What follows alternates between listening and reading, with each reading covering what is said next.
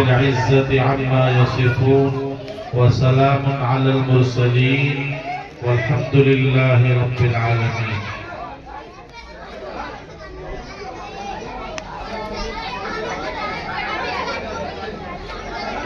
آپ آج مغرب اور عشاء سے لے کر اب تک اس جامعہ دارالفلاح کے پروگرام میں بہت شوق اور بہت توجہ کے ساتھ میں شریک ہیں، اور اب یہ پروگرام اپنے اختتام کو پہنچ رہا ہے۔ آپ نے حضرات علماء کرام کے تفصیلی بیانات سماعت فرمائے ہیں۔ ایک دو بات اسی سلسلے کی آپ کے سامنے پیش کرنے کا ارادہ ہے۔ امید ہے کہ آپ تھوڑی سی توجہ فرمائیں گے، اور جو میری مائیں بہنیں قریب ہیں جن کو آواز پہنچ رہی ہے، ان سے بھی درخواست ہے کہ وہ دین کی بات توجہ سے سنیں۔ اللہ کرے کہ کام کی بات ہو اور پھر ہم سب کو عمل کی توفیق ہو جائے۔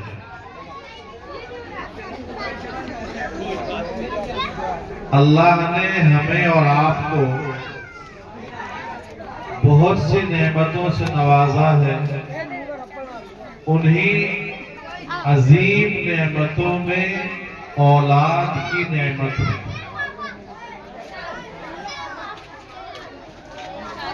یہ وہ نعمت ہے کہ جس سے کوئی انسان بے نیاز نہیں ہو سکتا، یعنی اولاد اللہ کی ایک ایسی نعمت ہے کہ جس کی طلب ہر نیک اور بد، ہر غریب اور امیر، ہر فرما بردار اور نافرمان، اور ہر قسم کے آدمی میں اللہ نے یہ جذبہ رکھا ہے کہ وہ اولاد کا طلبگار ہے۔ یہ بات سچ ہے یا نہیں؟ آواز آ رہی ہے؟ سمجھ رہے ہیں بات؟ ہاں، جن سے کہنا ہے وہ ذرا زیادہ دور چلے گئے، تو آپ ذرا سا جڑیے اور بتائیے کہ آپ کو آواز پہنچ رہی ہے اور آپ بات کو سمجھ رہے ہیں۔ اور ماں بہنوں سے بھی کہوں گا کہ ذرا بہت مختصر بات کروں گا، توجہ دیجیے۔ شاید دنیا میں کوئی ایسا انسان نہیں ہے جس میں اللہ نے یہ جذبہ اور یہ طلب نہ رکھی ہو۔ چنانچہ چند مہینے گزرتے ہیں تو گھروں میں آپس میں ہماری خواتین کانا پھوسی کرنے لگتی ہیں، اور انہیں تجسس ہوتا ہے، انہیں آپس میں ایک دوسرے سے معلوم کرنے کا ایک شوق پیدا ہوتا ہے، اور وہ یہ چاہتی ہے کہ کوئی جلد از جلد بشارت اور خوشخبری انہیں ملے کہ اب اس گھر میں کوئی ننھا منھا مہمان آنے والا ہے۔ اور سچ بات ہے کہ جو لوگ، اللہ کی حکمت ہے کہ بعض لوگ ایسے بھی ہیں بیچارے سب کچھ کوششیں اور سب کچھ کرنے کے بعد بھی وہ یہ نعمت نہیں پا سکے، چونکہ یہ تو اللہ کا اختیار ہے اور اللہ کی قدرت ہے۔ وہ گھر جن میں یہ نعمت نہیں ہے، یہ معصوم بچے نہیں ہیں، اس گھر کو دیکھیے کہ وہ کیسا سنسان اور کیسا ویران سا محسوس ہوتا۔ اور جہاں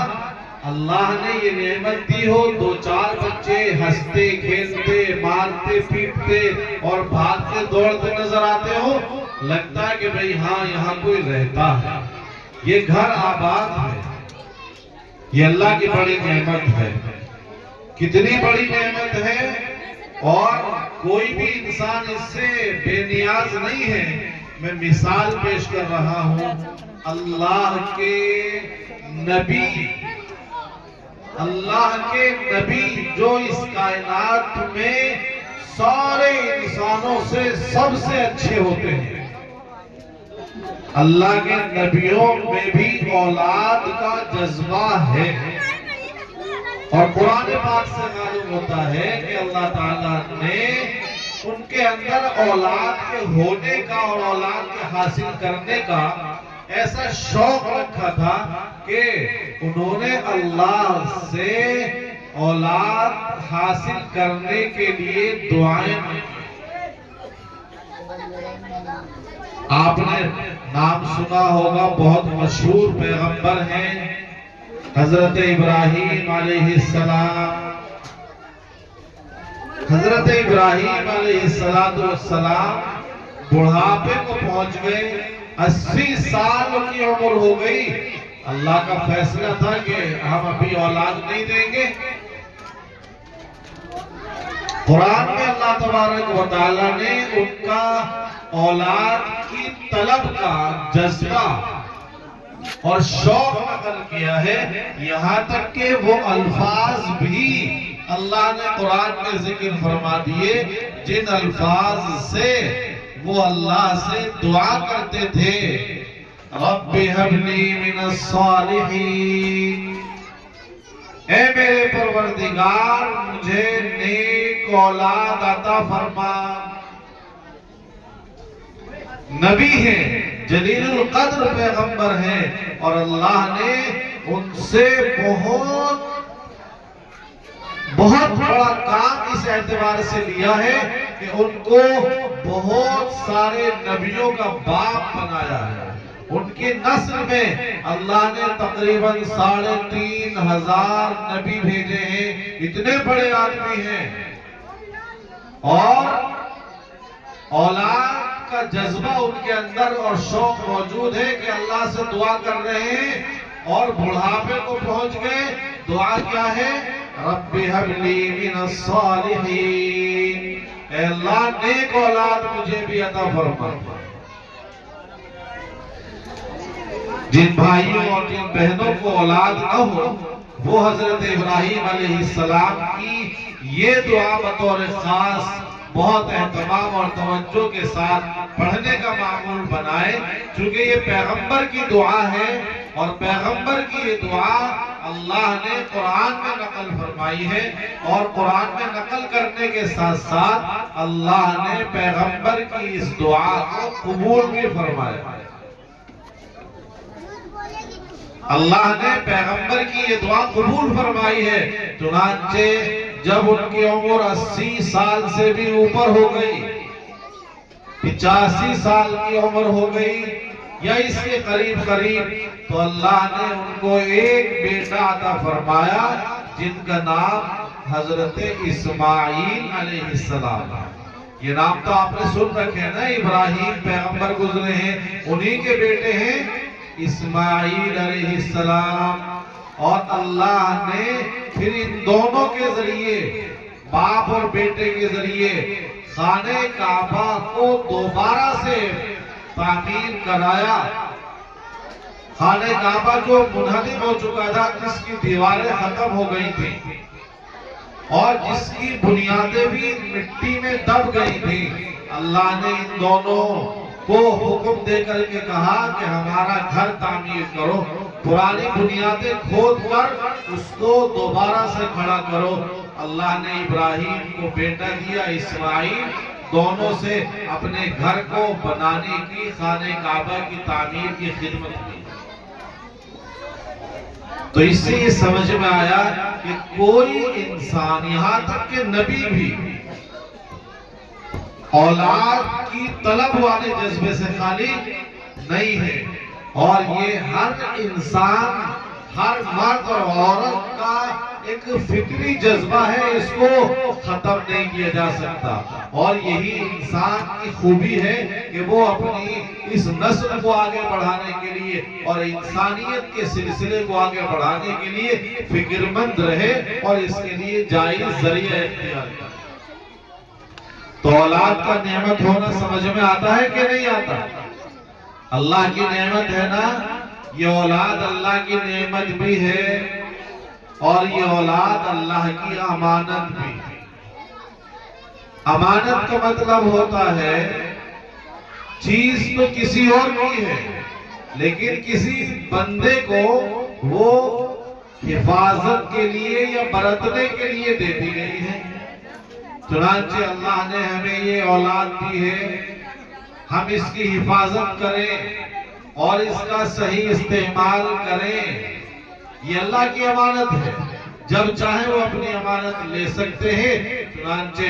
بہت سے حادثے، بہت سے واقعے پیش آتے ہیں کہ اللہ تعالیٰ اولاد کو بچپن میں بھی لے لیتے ہیں،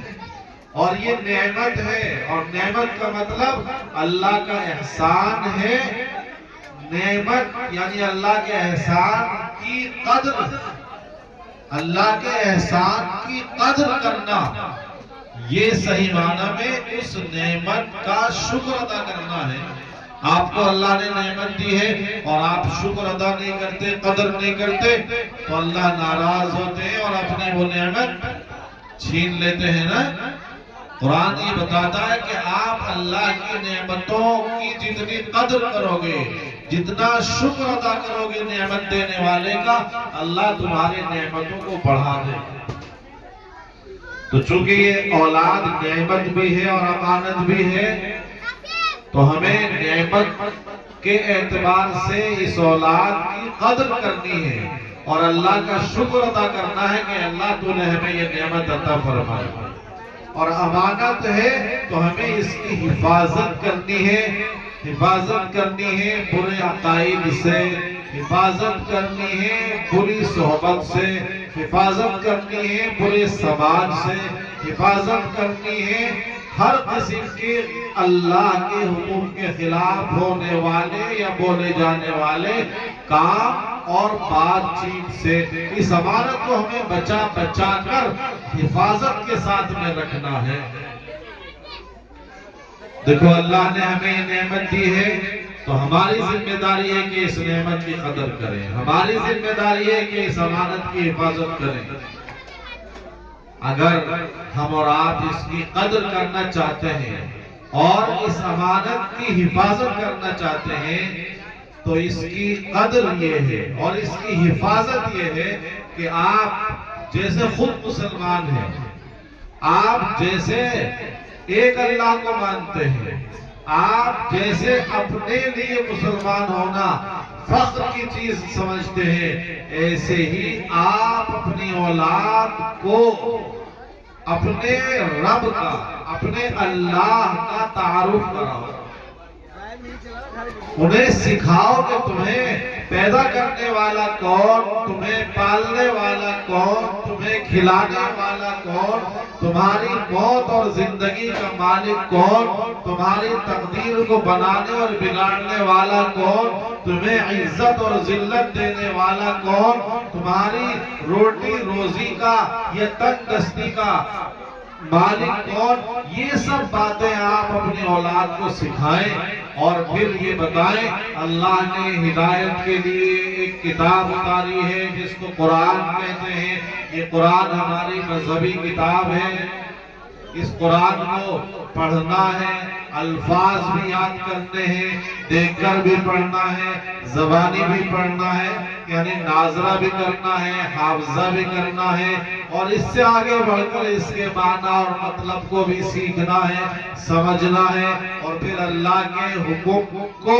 سمجھ کر اس کے مطابق اس دنیا میں رہنا ہے۔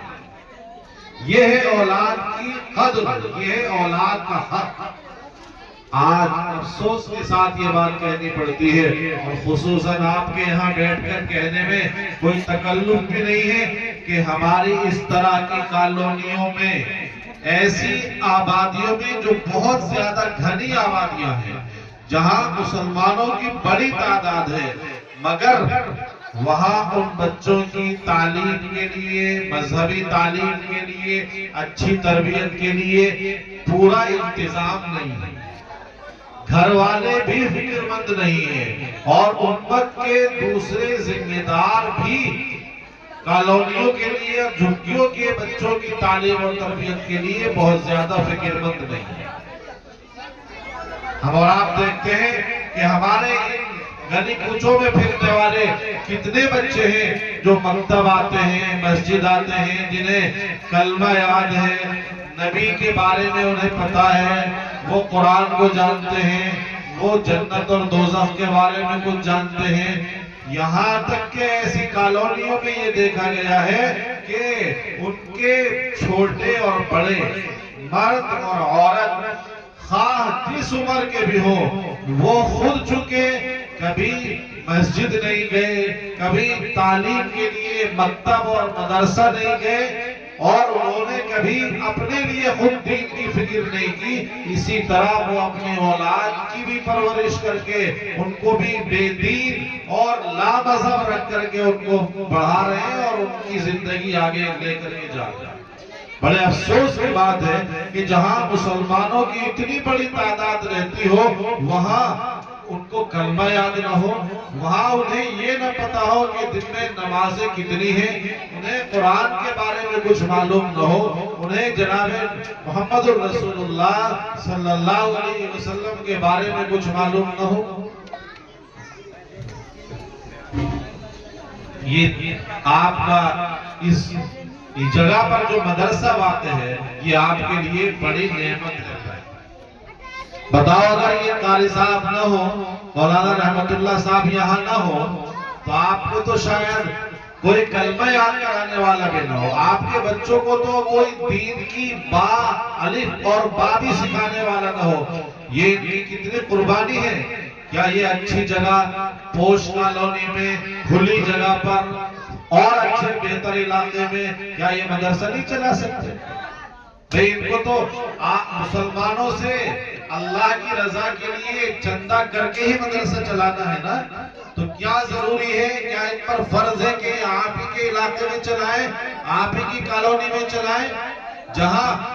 عام مسلمانوں کا اور عام لوگوں کا آنا بہت مشکل ہے۔ اتنی تنگ گلیاں، اتنے چھوٹے مکانات، اور پھر اس میں ایسی گھنی آبادی، اور پھر ہماری اور آپ کی جو بے ترتیب سی زندگی ہوتی ہے، اس میں ہر قسم کے عیب اور برائی، بے پردگی عام ہوتی ہے، نشہ عام ہوتا ہے، گالی گلوچ عام ہوتی ہے، مار دھاڑ عام ہوتی ہے، اور چوری چکاری عام ہوتی ہے۔ ایسی کالونی میں بیٹھ کر اگر یہ رحمت اللہ صاحب آپ کی فکر کر رہے ہیں اور آپ ان کی قدر نہ کریں، تو یہ اللہ کی ایک بڑی نعمت کی ناشکری ہے۔ یہ بھی اچھی جگہ مدرسہ لے کر کے چلا سکتے ہیں، اچھی کالونی میں رہ سکتے ہیں، لیکن اللہ نے ان کے دل میں آپ کی اصلاح کا ایک جذبہ پیدا کیا ہے، جس کے لیے بیچارے اس سال ہا سال سے کوششیں کرتے ہیں آپ کے معصوم بچوں کو اللہ کا، اللہ کے رسول کا، اللہ کے قرآن کا، مذہب اسلام کا تھوڑا بہت تعارف تو حاصل ہو جائے، جس سے اس دنیا میں وہ کہہ سکیں کہ ہم مسلمان ہیں اور ہمارا نام مسلمان ہے اور ہم مسلمان کی اولاد ہیں اور ہم اللہ کو مانتے ہیں اور ہم قرآن پر یقین رکھتے ہیں۔ ورنہ ہم نے دیکھا ہے کہ ایسی کالونیوں میں جہاں ان کو کوئی دین کی ایک بات بتانے والا نہیں ہے، ایسی جگہ پر بچوں کا اسلامی نام رکھنا بھی، اور ایسے حالات میں مسلمانوں کا، مسلمان بچوں کا اسلامی نام ملنا بھی مشکل ہے۔ آج کل دیکھ رہے ہوں کہ آپ فیشن چلا ہے، ایسے نام رکھنے کی کوشش کرتے ہیں جس سے یہ پتہ ہی نہ چلے کہ یہ مسلمان ہے یا ہندو ہے یا عیسائی ہے یا یہودی ہے یا مجوسی ہے، کون سے مذہب سے ہے، کامن نام رکھنے کا رواج چل رہا ہے۔ اللہ کے رسول صلی اللہ علیہ وسلم کی ایک روایت یاد آ رہی ہے، انکم تدعون یوم القیامت باسمائکم واسماء آبائکم، اللہ قیامت میں تمہیں تمہارا نام لے کر، تمہارے ابا کا نام لے کر کے پکاریں گے، فاحسنوا اسماءکم، لہذا اپنا نام ہو یا اپنی اولاد کا یا اپنے ماتحت پلنے والے بچوں کا یا اپنے عزیزوں اور رشتہ داروں کا، جہاں آپ کو لگے کہ یہ نام اچھا نہیں ہے، علماء سے پوچھئے، دیندار لوگوں سے پوچھئے اور اچھا نام رکھئے۔ آپ اگر اپنے نام کو چھپا